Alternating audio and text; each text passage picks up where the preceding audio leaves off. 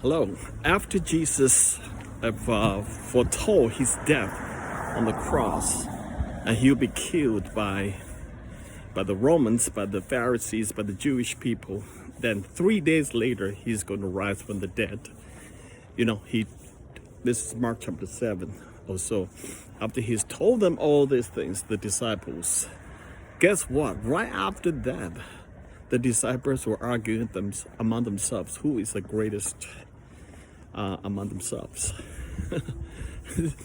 If you put these two together, the sequence of happenings, I would say is the most astounding. It's just like, how on earth, how in the world did the disciples got to think about who is the greatest in this among themselves right after Jesus has told them that Jesus is going to be killed and he will rise from the dead.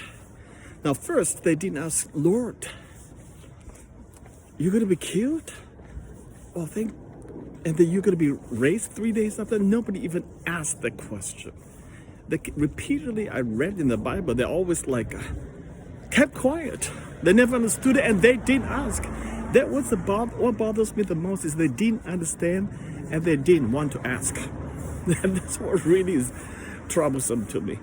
It's completely doesn't make sense. That's the first thing. The second thing is that, how in the world did they get the idea to talk about who's the greatest among themselves right after Jesus said he's going to be killed? Are they asking these questions, talking about succession now? About who's going to be the greatest after the Lord is gone? I suppose that would be the kind of connection between these two events, right? So I'm thinking that these two events will have to happen one after the other. One is the cause, one is the effect. What is the causal effect? If that's the case, that is even more troublesome.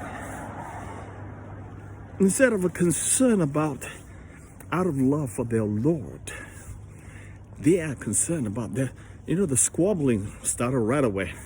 It's like the old man is about to die. The kids already gathered, squabble among themselves. Who's going to get the bigger inheritance? I hope that's not the case. But after the Lord risen from the dead, the fierce persecution broke out. They have no chance to make a name for themselves, because every one of them is in hiding. Because the Jews and the Romans just killed their master, their rabbi, their master, their Lord. And they're worried that the Romans will be after them after that. They were all hiding. But the one good thing you can tell is that they were all praying together. I think that saved the whole generation. But you know what? The reality is that the Lord will not let them be dispersed and be fighting about who is going to be the next rabbi now. Their beloved rabbi is God, who succeeded on the throne. No, there's not a single thing that happens of that sort, because the Holy Spirit came down. That's the difference. The book of Acts chapter 2, on the day of Pentecost, the Spirit of God came down and transformed everybody. About